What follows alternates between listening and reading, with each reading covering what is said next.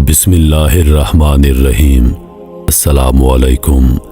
میں امید کرتا ہوں کہ آپ سب دوست خیریت سے ہوں گے۔ اللہ پاک سے دعا ہے کہ اللہ پاک آپ کی تمام جائز خواہشات کو پورا فرمائے اور آپ کو اپنے حفظ و امان میں رکھے، آمین۔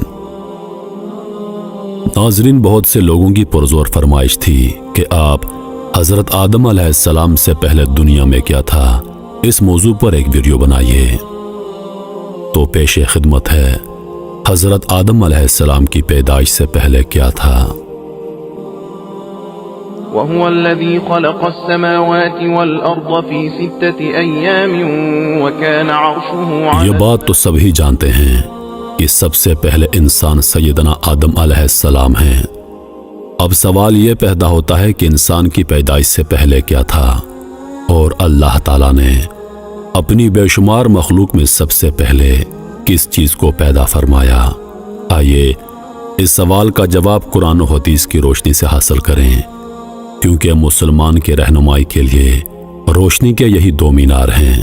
جناب رسول اللہ صلی اللہ علیہ وآلہ وسلم نے ارشاد فرمایا، میں تمہارے درمیان دو چیزیں چھوڑ رہا ہوں، جب تک تم ان کو پکڑے رہو گے، یعنی ان پر عمل کرتے رہو گے، تو تم ہرگز گمراہ نہ ہوگے۔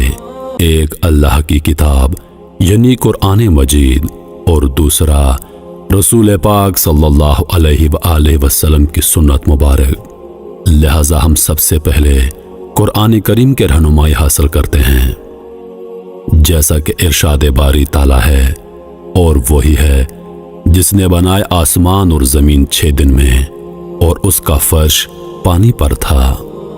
یعنی زمین و آسمان کی پیدائش سے پہلے اللہ پاک کی سب سے پہلی مخلوق پانی تھا۔ ایک اور جگہ اللہ پاک ارشاد فرماتا ہے، اور پانی سے ہم نے ہر جاندار کو پیدا کیا۔ اللہ پاک ارشاد فرماتا ہے، آپ صلی اللہ علیہ وآلہ وسلم ان سے پوچھئے، کیا تم اس خدا کا انکار کرتے ہو جس نے 2 دن میں زمین کو پیدا کیا، اور کیا تم دوسروں کو اس کا برابر ٹھہراتے ہو؟ یہی خدا تمام عالموں کا پروردگار ہے۔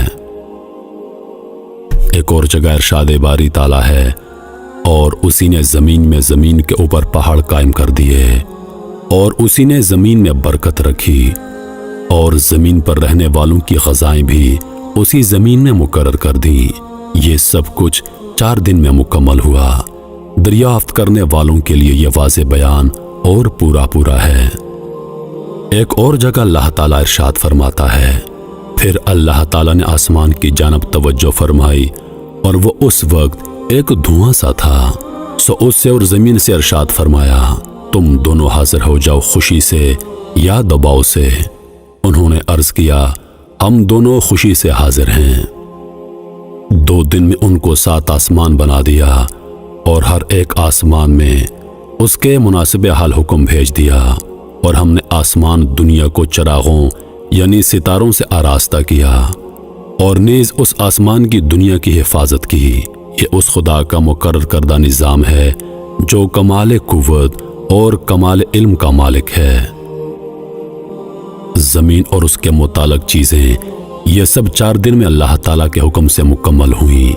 2 دن میں زمین بنائی گئی، اور 2 روز میں اس کے متعلق یعنی زمین میں قسم قسم کے درخت، میوے، پھل، غلے، حیوانات، کانے وغیرہ پیدا فرمائی۔ زمین اور اس کے متعلق اشیاء کی پیدائش کے بعد اللہ تعالیٰ نے آسمانوں کی طرف توجہ فرمائی۔ آسمان کے وجود میں آنے سے پہلے سارا خلا دھوئیں کی طرح تھا۔ اس سے اللہ تعالیٰ نے 7 آسمان بنائے۔ پھر آسمان و زمین کے ملاپ سے دنیا بسائی گئی۔ آسمان سے سورج کی شعائیں آئیں، گرمی پڑی، ہوائیں اٹھی، ان سے گرد اور بھاپ اوپر چڑھی۔ پھر پانی بن کر بارش برسی، جس کی بدولت زمین سے طرح طرح کی چیزیں پیدا ہو گئیں۔ زمین و آسمان کے متعلق یہ سب کام اللہ تعالیٰ نے 6 دن میں مکمل فرمائے، جیسا کہ اللہ تعالیٰ ارشاد فرماتا ہے، بے شک تمہارا رب اللہ ہے جس نے پیدا کی آسمان اور زمین 6 دن میں۔ اس کے بعد اللہ تعالیٰ نے زمین پر پہاڑ قائم فرمائے۔ اللہ تعالیٰ نے جب زمین کو پیدا فرمایا تو وہ حرکت کرنے لگی۔ اللہ تعالیٰ نے پہاڑوں کو پیدا فرما کر زمین پر رکھا تو زمین کی حرکت بند ہو گئی۔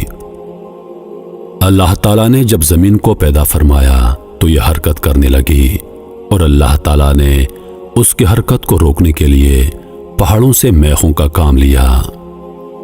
اگر اللہ تعالیٰ یہ انتظام نہ فرماتے تو زمین ہمیشہ حرکت کرتی رہتی۔ ذرا تصور کریں کہ کسی جگہ جب زلزلہ آتا ہے اس وقت کیا حالت ہو جاتی ہے۔ جس کو موقع ملتا ہے تو لوگ جان بچانے کے لیے گھروں کو چھوڑ کر جنگلوں بیابان میں نکل بھاگنے کی فکر کرتے ہیں، اور اکثر تو ایسا ہوتا ہے کہ بھاگنے کا موقع ہی نہیں ملتا۔ لوگ سوتے سوتے لقمہ اجل بن جاتے ہیں۔ اگر اللہ تعالیٰ زمین کی حرکت روکنے کے لیے پہاڑوں کو اس پر قائم نہ فرماتے تو کیا ہوتا، اس کا تصور آپ کر سکتے ہیں۔ یمن کے کچھ لوگ رسول اللہ صلی اللہ علیہ وآلہ وسلم کی خدمت میں علم دین سیکھنے کے لیے حاضر ہوئے۔ ان لوگوں نے آپ صلی اللہ علیہ وآلہ وسلم سے دریافت کیا کہ اس عالم کی ابتدا کیسے ہوئی۔ رسول پاک صلی اللہ علیہ وآلہ وسلم نے ارشاد فرمایا، دنیا کے وجود سے پہلے صرف اللہ تعالیٰ کی پاک ذات تھی، اس سے پہلے کچھ بھی نہ تھا، اور اللہ کا عرش پانی پر تھا۔ اس کے بعد اللہ تعالیٰ نے آسمان اور زمین کو پیدا فرمایا اور لوح محفوظ میں ہر چیز کو لکھ دیا۔ جناب رسول اللہ صلی اللہ علیہ وآلہ وسلم نے ارشاد فرمایا، اللہ تعالیٰ نے آسمان و زمین کے وجود سے 50,000 سال پہلے جملہ مخلوق کے لیے جو بھی مقرر کر دیا تھا اس سب کو لوح محفوظ میں جمع کر دیا تھا۔ آسمان و زمین سے پہلے اللہ کا عرش پانی پر تھا۔ اس کے بعد اللہ تعالیٰ نے قلم کو پیدا فرما کر اس کو حکم دیا کہ لکھ۔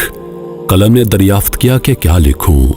حق تعالیٰ کی طرف سے حکم ہوا، جو کچھ قیامت تک مقرر ہوگا وہ سب لکھ لو۔ تو قیامت تک جو کچھ ہونے والا ہے وہ سب کچھ قلم نے لکھ لیا۔ زمین و آسمان کے وجود سے پہلے اللہ کا عرش پانی پر تھا۔ اللہ تعالیٰ کے حکم سے ایک ہوا چلی جس سے پانی کی لہریں پھٹ کر پانی کی سطح پر قبا کی شکل میں ایک بلبلا پیدا ہوا۔ اس سے اللہ تعالیٰ نے ساری زمین کو مرکب فرما کر اس کو پانی کی سطح پر بچھا دیا۔ محترم عزیز دوستو، جو کچھ بیان ہو چکا ہے اس سے ایک عام آدمی بھی سمجھ سکتا ہے کہ اللہ تعالیٰ نے زمین و آسمان کو کیسے پیدا فرمایا اور حضرت آدم علیہ السلام سے پہلے کائنات میں کیا تھا۔ نبی اور پیغمبر اللہ تعالیٰ کے مخصوص اور معصوم بندے اور انسان ہوتے ہیں جن کو اللہ تعالیٰ انسانوں کی رہنمائی اور ہدایت کے لیے منتخب فرماتا ہے۔ جو گناہوں سے معصوم ہوتے ہیں اللہ تعالیٰ کے احکام بندوں تک بلا کمی بیشی پہنچاتے ہیں، کسی حکم کو چھپاتے نہیں۔ سب سے پہلے نبی حضرت آدم علیہ السلام ہیں اور سب سے آخری نبی جناب محمد رسول اللہ صلی اللہ علیہ وآلہ وسلم ہیں۔ آپ صلی اللہ علیہ وآلہ وسلم پر انبیاء کا سلسلہ ختم ہو گیا اور قیامت تک آپ صلی اللہ علیہ وآلہ وسلم کی پاک نبوت جاری و ساری رہے گی۔ دنیا میں اللہ تعالیٰ نے بہت سے نبی اور رسولوں کو لوگوں کے رہنمائی کے لیے بھیجا جن کی صحیح تعداد اللہ تعالیٰ کو ہی معلوم ہے۔ نبوت عطیہ خداوندی ہے، اللہ تعالیٰ نے جس کو چاہا اس کو یہ اعزاز بخشا۔ یہاں یہ بتانا بھی معلومات میں اضافے کا باعث ہوگا کہ نبی اور رسول میں کیا فرق ہوتا ہے۔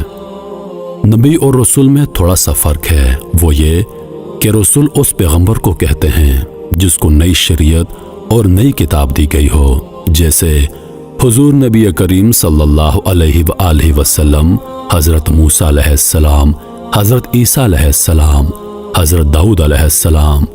اور نبی ہر پیغمبر کو کہتے ہیں، خواہ ان کو نئی شریعت اور نئی کتاب دی گئی ہو یا پھر نہ دی گئی ہو۔ محترم عزیز دوستو، میں امید کرتا ہوں کہ ویڈیو آپ دوستوں کو پسند آئی ہوگی۔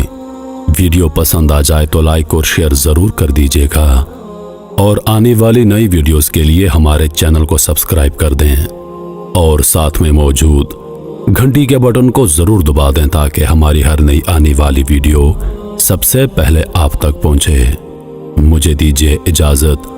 سانسوں نے وفا کی تو اگلی بار ایک اور ویڈیو لے کر آپ کی خدمت میں حاضر ہوں گا۔ تب تک کے لیے خدا حافظ۔